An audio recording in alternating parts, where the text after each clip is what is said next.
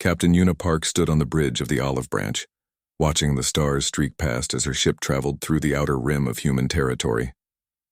She had been a diplomat for 12 years now, ever since Earth joined the Galactic Council. In all that time, she had negotiated 43 treaties, resolved 17 trade disputes, and helped establish peaceful relations with 9 different alien species. She was good at her job because she believed in it. Humanity had come to the stars seeking friends, not enemies. The alert came at 600 hours, a distress signal from a civilian transport vessel carrying 300 families from Earth to the colony on New Hope. Una immediately ordered her crew to maximum speed. They arrived within 20 minutes, but what they saw made her blood run cold.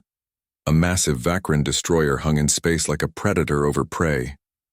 The civilian transport was breaking apart, pieces of hull spinning into the void, life pods scattered in all directions trying to escape. The Vakran ship was methodically destroying each one with precise weapons fire. Una watched in horror as a pod carrying families simply vanished in a burst of light. She opened a communication channel immediately. Her voice was steady despite the fear coursing through her veins. Vakran vessel, this is Captain Una Park of the United Earth ship Olive Branch. Please cease fire immediately. Those are civilians, families, children. We can negotiate whatever issue has caused this. Please just stop.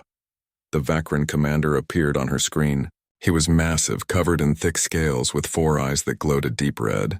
He looked at Una the way someone might look at an insect. Humans, he said, his voice a deep rumble. Always begging.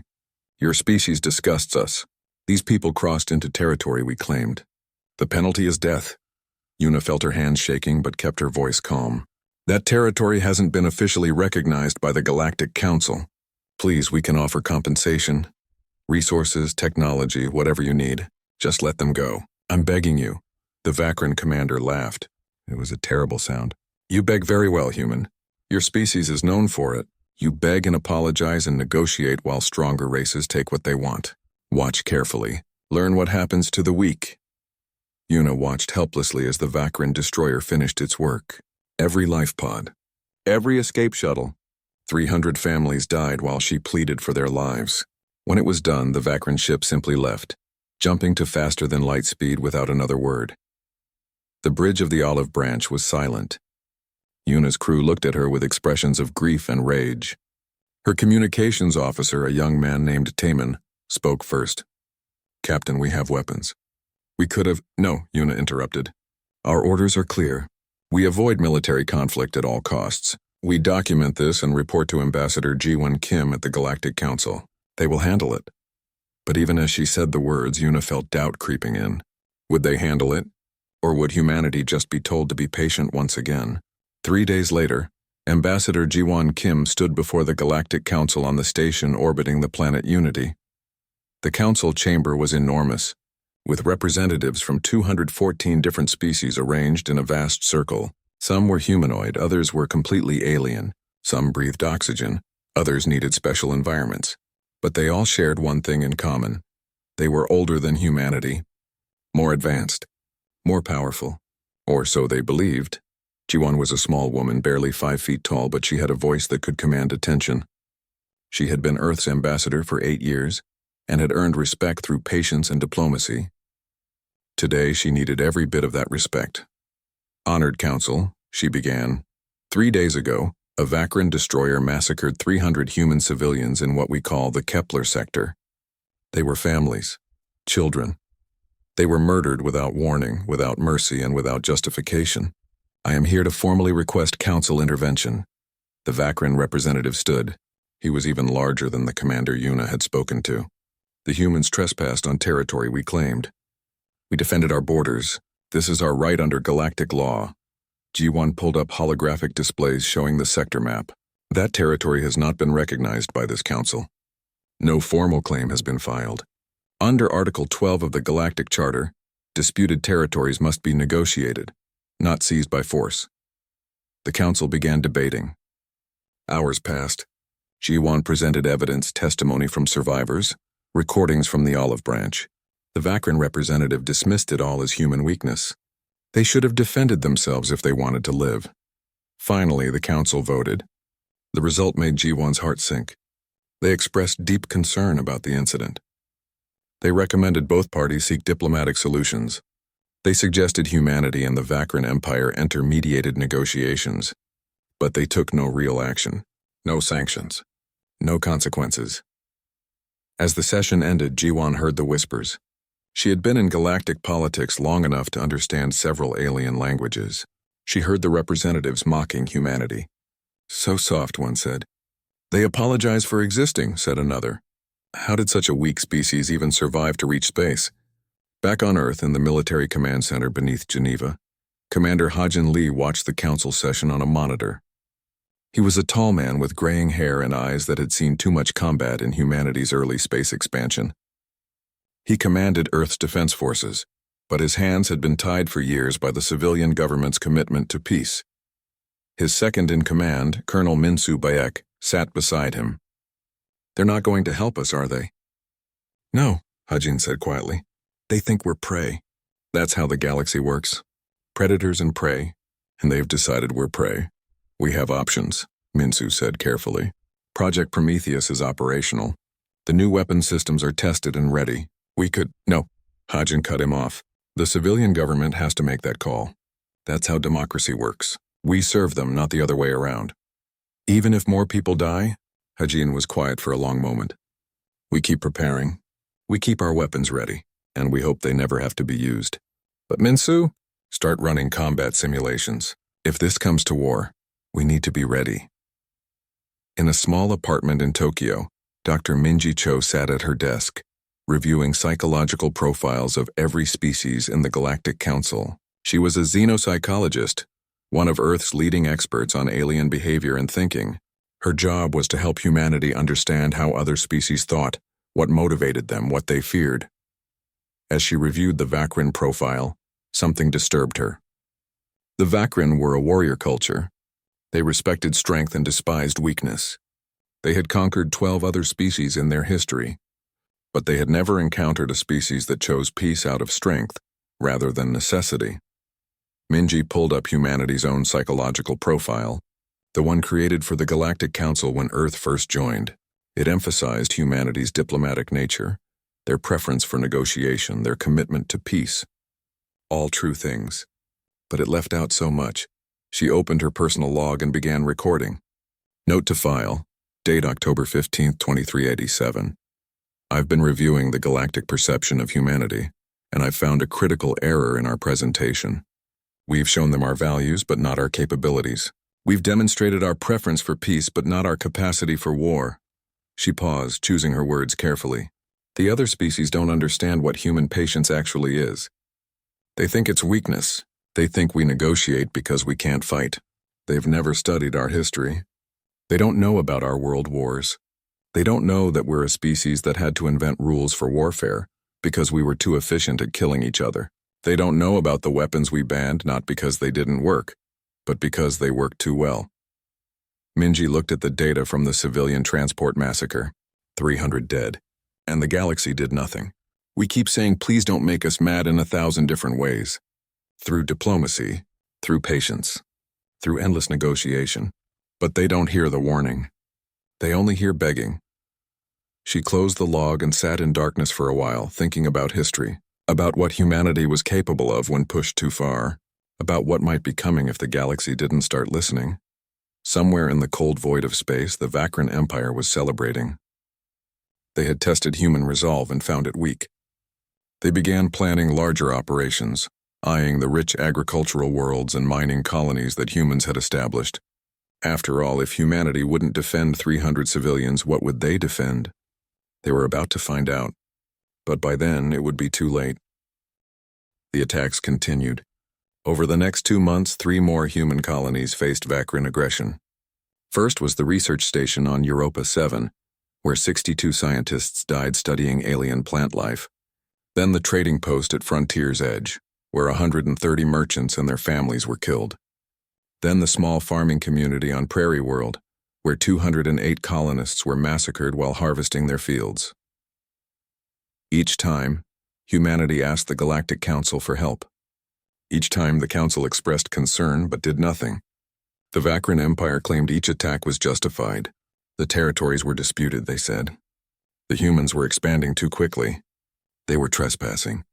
The excuses changed, but the result was always the same. Dead humans and no consequences. Captain Daehyun Choi commanded the mining colony on Kepler 4 Multi 2b. It was a small operation, just 800 people pulling rare metals from the asteroid field surrounding the planet. Daehyun was a practical man who had worked in mining his whole life.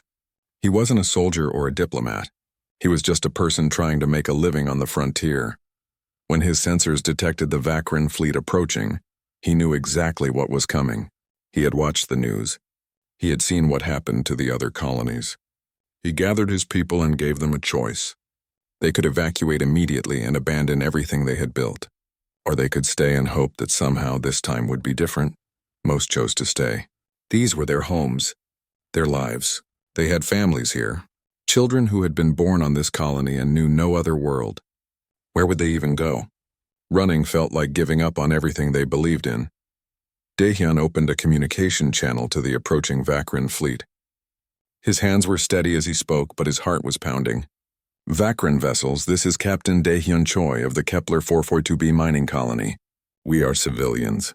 We have no military vessels, no weapons capable of threatening you. We have children here, families. Please, we're asking you, we're begging you. Don't do this. Don't make us do something we'll all regret. The Vakran commander appeared on screen. He looked bored. Your begging is tiresome, human. Surrender your colony and leave within 1 hour, or we will remove you. We need more time, Daehyun said, trying to keep his voice calm. Please, 1 hour isn't enough to evacuate 800 people. Give us 12 hours. We'll leave peacefully. No conflict. No one has to die today. The Vakran commander laughed. You will leave in 1 hour or you will leave in pieces. The choice is yours. Daehyun looked around his command center at the faces of his people. They were scared but determined. He made a decision. Then I'm making a formal statement on record, transmitted to Earth and to the Galactic Council. This colony consists of 847 civilians, including 212 children under the age of 16. We are unarmed. We pose no threat. This is an act of genocide and we are warning you. Please don't make humanity do what humanity does when you push us too far. The Vakran commander sneered. Your threats are empty, human. Like all your words. 1 hour later, the Vakran fleet opened fire. They started with orbital bombardment, destroying the colony's infrastructure first. Then they targeted the residential areas. Then the evacuation ships trying to escape. It took them 30 minutes to kill everyone. Daehyun Choi died at his post, still transmitting warnings and pleas until the very end. The footage of Daehyun's final transmission spread across human space like wildfire. Every colony, every station, every ship received it. People watched a good man beg for the lives of his people and be ignored. They watched children die while their parents pleaded for mercy. And something changed in humanity. Sora Nam was an investigative journalist working for the largest news network on Earth. She had been covering the Vakran attack since the beginning, interviewing survivors, documenting the casualties. But after Kepler 442b, she decided to dig deeper. She wanted to know why humanity kept asking for help instead of helping themselves. She started searching through Earth's historical archives, the old records from before humanity reached the stars. What she found shocked her. Humanity had been violent, incredibly efficiently violent. Their history was filled with wars, each one more devastating than the last. World War I, World War II, smaller conflicts that still killed millions. Weapons of such terrible power that they could destroy entire cities in seconds. But what really caught her attention were the laws. The Geneva Conventions, the Hague Conventions, treaties banning chemical weapons, biological weapons, certain types of ammunition. Humanity had created rules for warfare not because the weapons didn't work. They created rules because the weapons worked too well. Because humans were so good at killing each other that they had to agree to limit themselves. Sora found classified documents about weapons programs that had been canceled when humanity reached space. Project Prometheus, Project Ragnarok, Project Final Answer, each one designed to give humanity overwhelming military superiority. Each one shelved because the civilian government decided that being able to destroy potential enemies wasn't worth becoming the kind of species that would do it. She published her findings in a long article titled The Sleeping Giant. In it, she wrote, We are a species that had to invent rules of war because we were too good at killing each other. We banned certain weapons not because they didn't work, but because they worked too well. We came to the stars hoping we had left that part of ourselves behind. The galaxy has mistaken our choice for peace as an inability to wage war. They are wrong, and if they keep pushing, they are going to find out exactly how wrong they are. The article went viral across human space, but in the Galactic Council chambers it was dismissed as posturing. Humans always make threats they cannot back up, one representative said. They are prey trying to convince predators they have teeth. The Vakran Empire was emboldened. They announced publicly that they would claim all human territory in the Outer Rim, 15 colonies representing nearly 5 million people. They gave humanity 1 month to evacuate or face military action. Ambassador Ji-won Kim requested an emergency session of the Galactic Council. She stood before the assembled representatives one final time and made humanity's position clear. Her voice was tired but firm. Honored Council, this is the 17th time we have come before you seeking help. 17 times we have shown you evidence of Vakran aggression. 17 times we have asked for intervention. And 17 times you have done nothing. She paused, looking around at the assembled aliens. We have shown you patience. We have demonstrated restraint. We have negotiated in good faith. We have done everything your laws and treaties require, but you have failed to uphold your end of these agreements. You have failed to protect us. You have failed to enforce your own laws. The chamber was quiet. Ji-won continued. This is my final appearance before this council as a supplicant. I am here to deliver a warning, not a request. The Vakran Empire has declared its intention to seize 15 human colonies. If they do this, if they kill one more human civilian, we will respond. And I am begging you, I am pleading with you. Help us stop this before we have to stop it ourselves. Because once we start, I don't know if we'll be able to stop. The Vakran representative stood up, his massive form towering over Ji-won. More empty threats from a weak species. The humans talk and talk but do nothing. We will take what we want and there is nothing you can do to stop us. The council voted. The result was predictable. They would monitor the situation. They encouraged both sides to seek diplomatic solutions. They suggested forming a committee to study the issue. But they would do nothing to actually stop the Vakran. Ji-won Kim left the council chambers and sent a single encrypted message back to Earth. It said only, they won't help. It's up to us now. On Earth, in the command center beneath Geneva, Admiral Young-sik Oh received the message. He was an older man now, having served in Earth's defense forces for 40 years. He had been waiting for this moment, hoping it would never come but knowing it eventually would. He opened a secure channel to commanders across human space. Military bases on Earth, Mars, Europa, Titan, defense stations orbiting colony worlds, stealth ships positioned in deep space. He transmitted a single code, Broken Arrow. It was a code from old Earth history, from the days when humanity fought itself. It meant that all normal rules were suspended. It meant that whatever was necessary would be done. It meant that the sleeping giant was waking up. Admiral O sat alone in his office after sending the code. He thought about all the people who would die and what was coming, human and alien alike. He thought about the choice humanity had been forced to make. Peace or survival, morality or existence. He picked up a photograph on his desk. It showed a young woman and 2 small children, his daughter and grandchildren living on one of the Outer Rim colonies. One of the colonies the Vakran intended to take. He looked at their smiling faces and made his peace with what he was about to do. I'm sorry, he said quietly to the photograph. We tried to be better. We tried so hard to be better, but they wouldn't let us. He put the photograph down and began issuing orders. Across human space, ships began moving. Weapon systems that had been in storage for decades were brought online.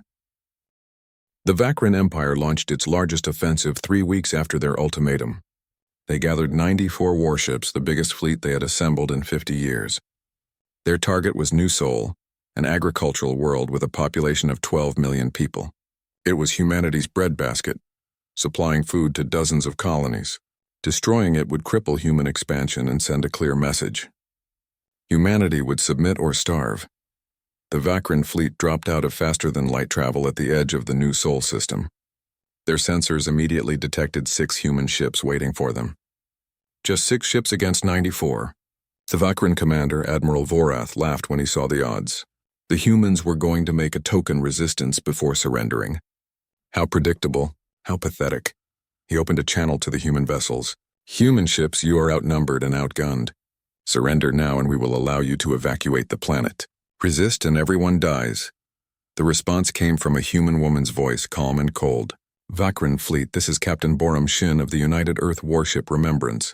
Your attack on New Sol is an act of war. You have 60 seconds to reverse course and leave this system. This is your only warning. Vorath laughed again. 6 ships against our fleet? Your mathematics are as weak as your threats. We will destroy you first, then take the planet. Your people will learn their place in this galaxy. The human captain's response was simple. Then we'll see you in hell. All ships, weapons free. Show them what we've been holding back. What happened next would be analyzed by military historians for centuries. The battle lasted exactly 14 minutes and 32 seconds. In that time, the entire Vakran fleet was destroyed. Not damaged, not disabled. Completely annihilated. The 6 human ships moved with impossible precision. They didn't broadcast warnings. They didn't aim for engines or weapons to disable their opponents. They simply erased the Vakran fleet from existence. The first Vakran ships to die never even saw what killed them. Railgun rounds traveling at 3% of light speed punched through their shields like they weren't there. The projectiles were so fast that by the time the Vakran sensors detected them, they had already hit. Each round carried the kinetic energy of a small nuclear weapon. Ships simply came apart, their hulls unable to withstand the impact. The Vakran fleet tried to return fire, but their weapons couldn't lock onto the human ships. Every time they targeted a vessel, it was somewhere else. The humans had quantum engines that could make micro-jumps, appearing and disappearing faster than the Vakran weapons could track. Admiral Vorath watched in horror as his fleet died around him. He ordered his ships to focus fire, to overwhelm the human vessels with sheer numbers. 30 Vakran warships concentrated their weapons on a single human destroyer. Their combined firepower should have vaporized it instantly. Instead, the human ship deployed something the Vakran had never seen before. A cloud of nanites, microscopic machines that formed a defensive screen around the vessel. The Vakran energy weapons hit the cloud and simply dispersed, their energy absorbed and scattered. The physical projectiles were disassembled atom by atom before they could reach the hull. Then the human destroyer counterattacked. It fired a single missile that split into hundreds of smaller warheads. Each warhead existed in multiple dimensions simultaneously, making them impossible to intercept. They phased through the Vakran shields like they weren't there and detonated inside the enemy ships. 30 Vakran warships became 30 expanding clouds of debris. Vorath's flagship was one of the last to die. As his crew panicked around him, as his shields failed and his weapons proved useless, he finally understood. The humans hadn't been weak. They had been holding back. Everything about humanity that the galaxy had mocked, the endless negotiation, the constant diplomacy, the refusal to claim territory they could easily take. It wasn't weakness. It was restraint. His last transmission before his ship exploded was simple. They tried to warn us. Across the galaxy, species that had been monitoring the battle watched in shock. The humans who couldn't defend a transport ship with 300 civilians had just destroyed a fleet of 94 warships in 14 minutes. The species who begged the Galactic Council for help had weapons that made Council military technology look primitive. But the battle at New Sol was only half the story. While the Vakran fleet died above New Sol, something else was happening on the other side of the galaxy. Commander Haibin Kang sat in the captain's chair of the stealth frigate Quiet Knife. Her ship was small, barely 100 meters long with a crew of only 30, but it had capabilities that would terrify the galaxy if they knew about them. The Quiet Knife could hide from any sensor system ever developed. It could sit in orbit around an enemy planet and remain completely invisible. Haibin had been in orbit around the Vakran homeworld for 3 weeks, waiting. Her orders were clear. If the Vakran attacked New Sol, she was to demonstrate that humanity could reach anywhere, that no world was safe if humanity decided to go to war. When the signal came that the Vakran fleet had attacked, Haibin gave her orders. Her weapons officer, Lieutenant Kyung-soo, looked nervous. Captain, targeting data is locked. All military installations, shipyards, and weapons factories are marked. Are you sure about this? Haibin thought about the 847 people who died on Kepler 442b. The children. The families. She thought about Captain Dae-hyun Choi, begging for more time to evacuate, being laughed at and then murdered. She thought about every human who had died because the galaxy thought humanity was too weak to defend itself. "I'm sure," she said quietly. "Fire!" The quiet knife unleashed its payload. Advanced missiles that could navigate atmospheric entry without being detected. Smart weapons that could distinguish between military and civilian targets. Humanity had spent decades developing these weapons, hoping to never use them. Today, that hope died. Across the Vakran homeworld, every military base, every shipyard, every weapons factory was simultaneously hit. The strikes were precise. No civilian areas were targeted. But the message was clear. Humanity could reach the Vakran homeworld. They could strike anywhere they wanted, and there was nothing the Vakran could do to stop them. Hyeben watched the targeting display as each objective was destroyed. She felt no satisfaction, no triumph. Just a deep sadness that it had come to this. Signal Admiral O that the mission is complete. Then get us out of here. As the quiet knife began its journey back to human space, Hyeben recorded a personal log. Her voice was tired. "Today we proved we can fight. We showed the galaxy that we're not prey, but I can't help wondering what we've lost. We came to the stars to be better than we were on Earth. Today we became exactly what we were trying to leave behind. Warriors, killers. I hope it was worth it." On New Sol, the 6 human warships remained in orbit, protecting the planet below. Captain Boram Shin walked through the medical bay of the Remembrance, checking on her crew. The battle had been short, but not without casualties.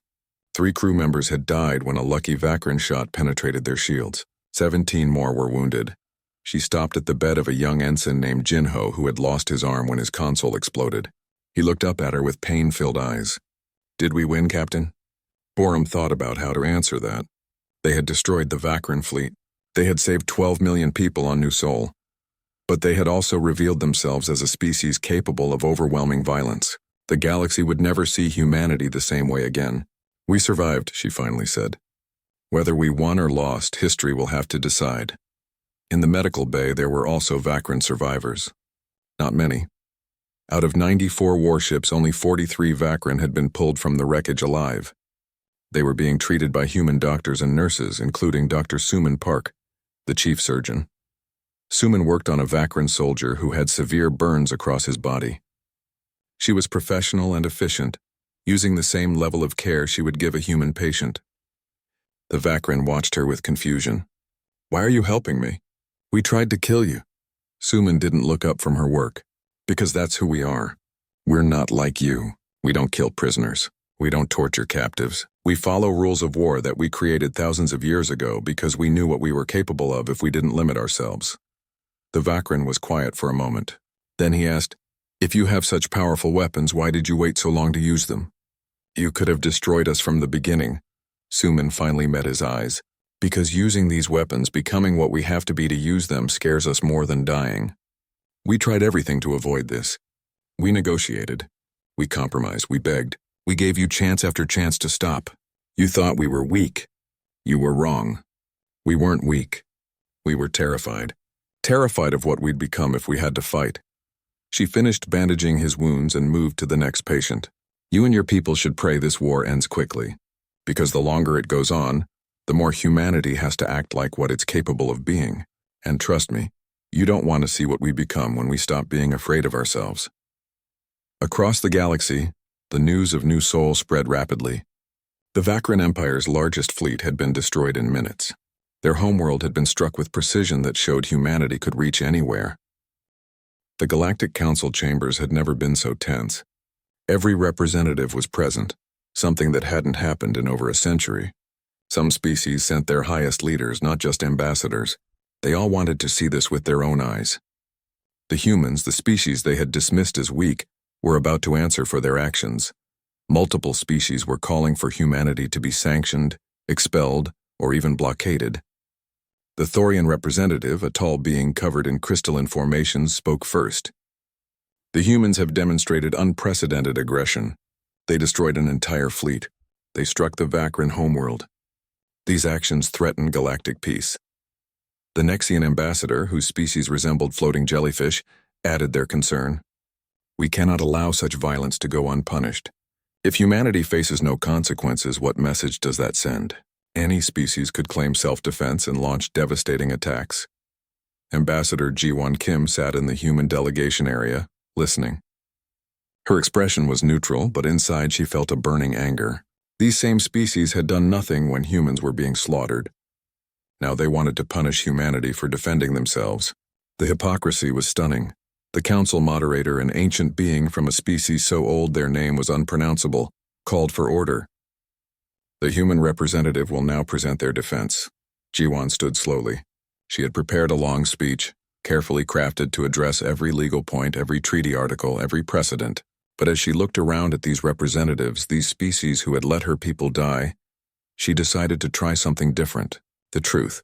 "I'm not going to give you the speech I prepared," she began. "Instead, I'm going to show you something." She activated the holographic display in the center of the chamber.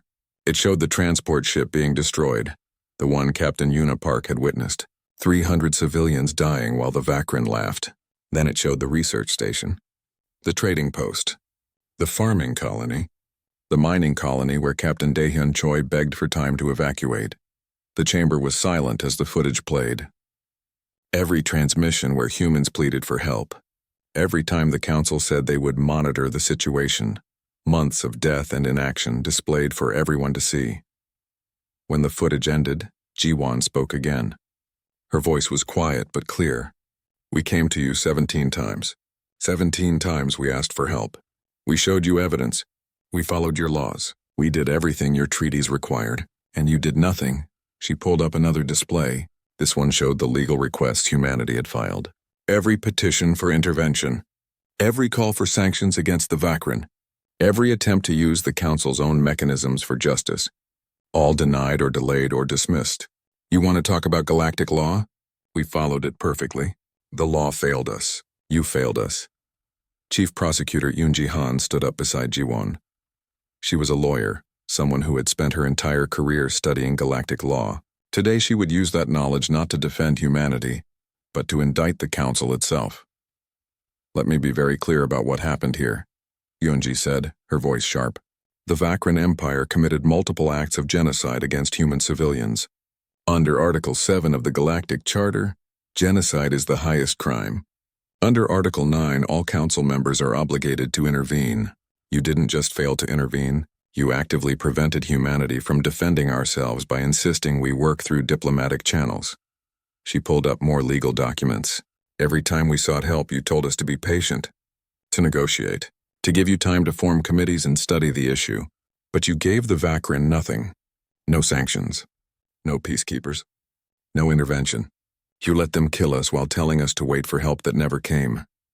Yoonji's eyes swept across the council. "So yes, we destroyed their fleet.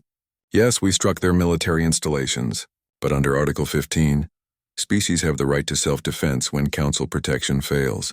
We exercised that right, and now you want to punish us for it?" The Vakrin representative, a new one since the previous had died in the New Soul battle, tried to speak. "The humans used excessive force. They could have disabled our ships. Instead, they destroyed them." President Ji-hoon Yoon of United Earth Government stood up. He had traveled from Earth specifically for this session. He was an older man with white hair and a calm demeanor. But when he spoke, his words carried weight. "You want to talk about excessive force? Let's talk about what we didn't do." He activated another display. This one showed weapon systems, technical specifications, capabilities that made several council members gasp. "This is Project Ragnarok, weapons that could sterilize a planet's surface in hours. This is Project Final Answer, a virus that could be tailored to target specific genetic markers, wiping out entire species while leaving others untouched. This is Project Exodus, ships capable of faster-than-light ramming that could crack a planet's crust." The chamber was completely silent now. Ji-hoon continued. "We developed these weapons decades ago. We've had the capability to be a galactic superpower since before we joined the Council. We chose not to use them. We chose peace. We chose diplomacy. We chose to be partners instead of conquerors." He looked directly at the Vakrin representative. "Your fleet at New Sol? We destroyed it in 14 minutes. If we had wanted to use excessive force, we could have destroyed every Vakrin colony, every Vakrin station, every Vakran ship in the galaxy simultaneously. We have weapons positioned to do exactly that right now. But we didn't. We limited our response to military targets. We accepted Vakran surrender. We treated your wounded. That's restraint, not aggression. Captain Donghyun Song stood up next. He commanded a colony rescue ship and had been pulling survivors from attacked human settlements for months. He wasn't a politician or a lawyer. He was just someone who had seen too much death. I've held dying children in my arms. I've watched families separated forever because the Vakran decided they wanted our territory. I've listened to recordings of people begging for their lives while you all sat here and did nothing. His voice cracked slightly, but he pushed on. We didn't want to be warriors. We came to the stars hoping we'd left that part of our history behind. We wanted to explore, to learn, to build new homes for our children. But you forced us to remember what we're capable of. You made us pick up weapons we swore we'd never use again. And now you're angry that we're good at it? He looked around the chamber. Every species here has a choice now. You can punish us for defending ourselves and learn firsthand what humanity becomes when we have nothing left to lose. Or you can admit that the system failed, fix it, and move forward. But don't you dare pretend we're the aggressors here. We were the victims. We're just victims who refused to die quietly. The council chamber erupted in debate. Some species were moved by the human arguments. Others remained convinced humanity had overreacted.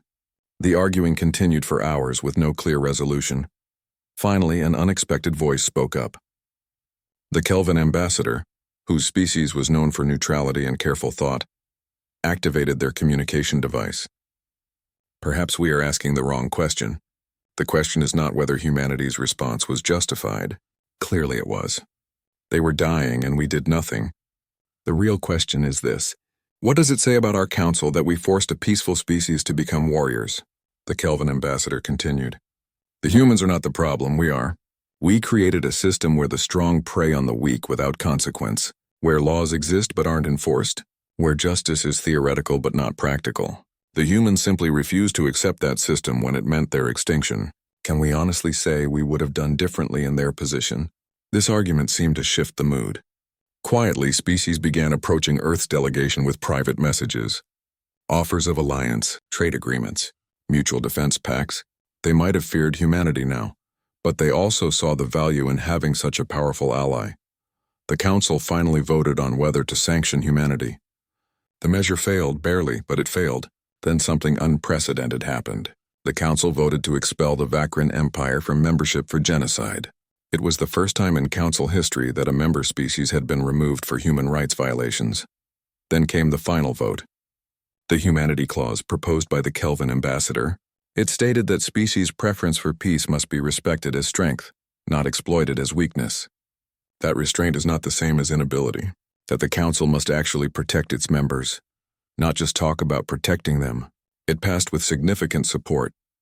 But the victory felt hollow to Ji-won. She had wanted humanity to be known for their contributions to science, art, and culture. Instead, they would now be remembered as the species that nearly destroyed a galactic empire in one day.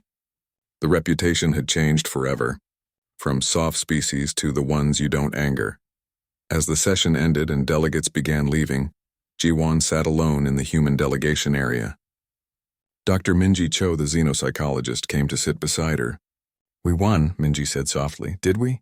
Ji-won replied. "We survived. We proved we can fight. But what did we lose? Every species that looks at us now sees a potential threat. Children who grow up in this galaxy will be taught to fear humanity. We wanted to be builders and explorers. Now we're warriors whether we like it or not." 2 years had passed since the Vakran War ended. The galaxy had reorganized itself around a new reality. Humanity was no longer dismissed as weak or soft. Now they were feared, and that fear was causing problems nobody had anticipated. Ambassador Ji-won Kim, now serving as Secretary of Galactic Affairs, sat in a negotiation meeting with the Plenary delegation. The Plenary were a peaceful species trying to establish a trade route through human territory. It should have been a simple negotiation. Instead, the Plenary representatives were terrified. "We accept all your terms," the lead Plenary negotiator said quickly. "Whatever percentage of trade revenue you want, whatever security requirements you need. We agree to everything." Ji-won frowned. We haven't even proposed terms yet. We just wanted to discuss possibilities. The plenary representative's skin changed color, a sign of stress in their species. Please, we don't want any trouble with humanity. We've heard the stories. We know what you did to the Vakrin. We'll give you whatever you want. Jawan felt frustration building. This had been happening more and more frequently. Species were so afraid of humanity that they couldn't negotiate honestly. They just surrendered immediately to whatever they thought humans wanted. It made actual diplomacy impossible. We don't want to exploit you. We want a fair trade agreement that benefits both our peoples. But the plenary couldn't hear it. They just kept agreeing to terms that hadn't been proposed, offering concessions that hadn't been requested. Finally, G1 ended the meeting early. There was no point continuing when the other side was too scared to negotiate properly. This was the new reality for humanity.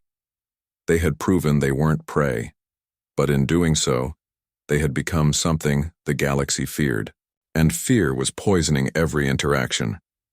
The situation got more complicated when the Yatir Coalition, representing 12 younger species, formally requested human military protection. They were being threatened by an aggressive neighbor, the Mordak Collective, who had been seizing their territory for years. The Yatir wanted humanity to do to the Mordak what they had done to the Vakrin. The request sparked fierce debate on Earth. Admiral Hajin Lee, now the highest-ranking military officer in the Earth Defense Forces, argued for intervention. He stood before the Earth Government Council making his case. We revealed our capabilities to save ourselves. If we hide those capabilities now while others suffer what we suffered, what was the point? We become hypocrites. We say we value life and freedom, but only when it's human life and human freedom. Secretary Jiwon Kim presented the counter-argument. If we become the galaxy's enforcers, we become exactly what we said we weren't. We become conquerors, empire builders, the species who uses military force to get what they want. Every time we intervene, it sets a precedent. Soon we'll be intervening everywhere, making decisions about who deserves protection and who doesn't. That's not a path I want humanity to walk. The debate lasted for weeks. Public opinion was divided.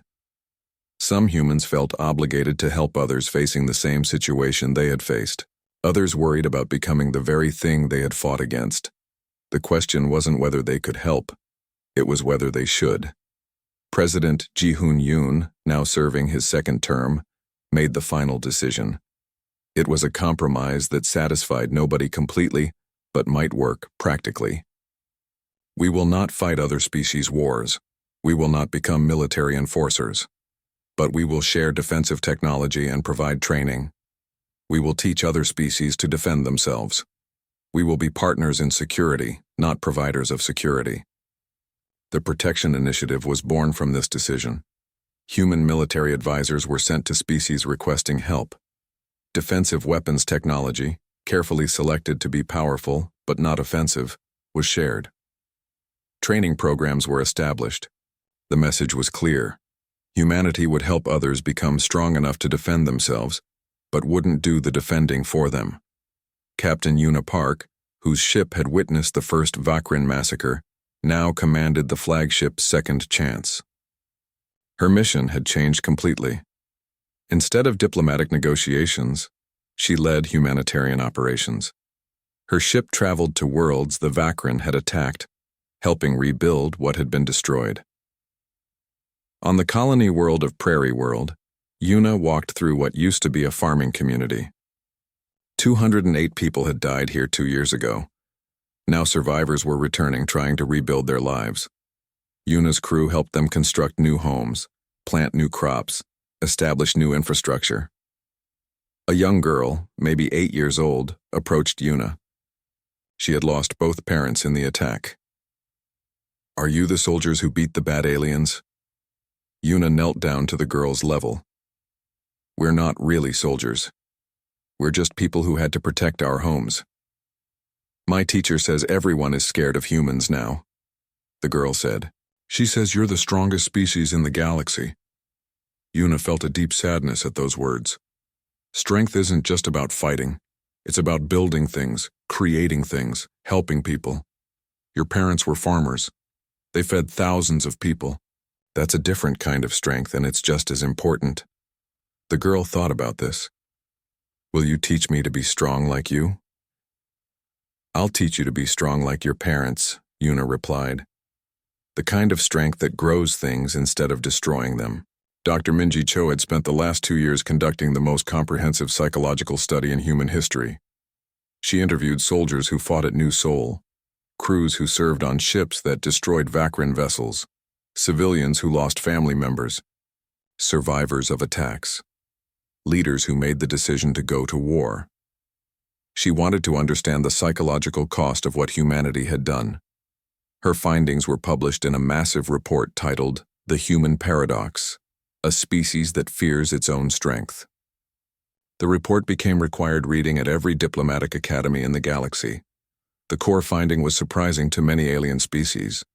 Humans who had fought in the war were suffering from what Earth's history called post-traumatic stress. They had nightmares.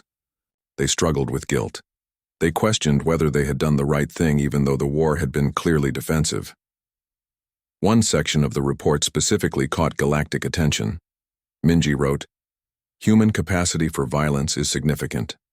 But so is human capacity for guilt about that violence.